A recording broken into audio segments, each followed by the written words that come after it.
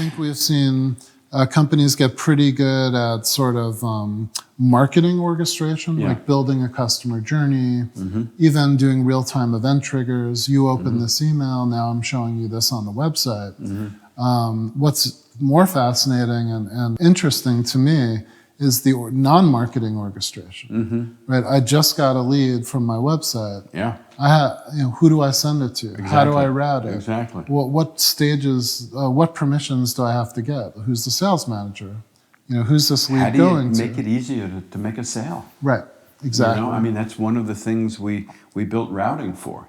So we built routing so that we optimize the time it took from the time a lead comes in to getting it to the right sales owner, based on a rules engine that we built for routing. But now we've taken the next step. Our customer said, well, this lead that comes in, that's very valuable to us. Can you set up a meeting for us? So we built a new product that's an add-on to routing that does instant book, that will book the meeting immediately. And that's, we find our customers, they want to make it easier for their salespeople. And I think that's one of the reasons why operations has become so critical. Years ago, it was kind of in the background. The CEO didn't think about it. Even the CMO didn't think about it. Now, it's a vital part of your revenue stream.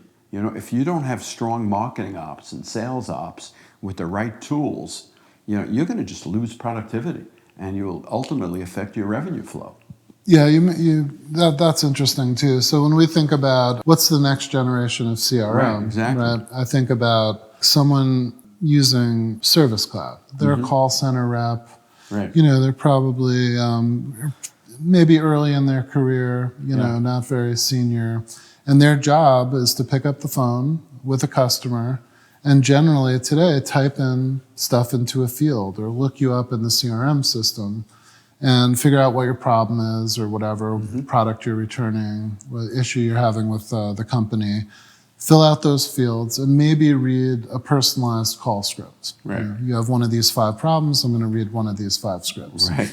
Now, what you can do today when we think about what's the next version of CRM in general is what if I could tell you the last 10 things this customer bought in e-commerce? Exactly. How many points does he have in his loyalty system? What's his loyalty tier? Is it silver or gold or platinum member? Right.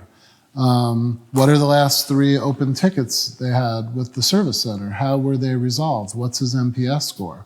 What's his customer's lifetime value?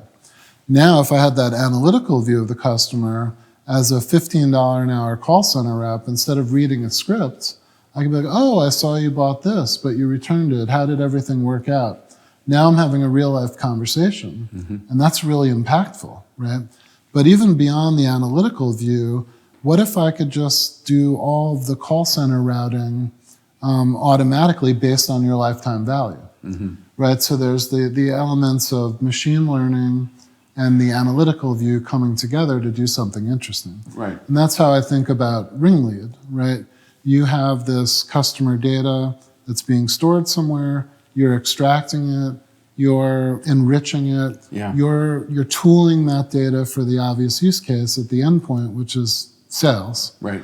And that is highly valuable. So that takes, what would have been a highly fraught, kind of long process of preparing, qualifying a lead and putting it right in front of the salesperson saying, go. Right.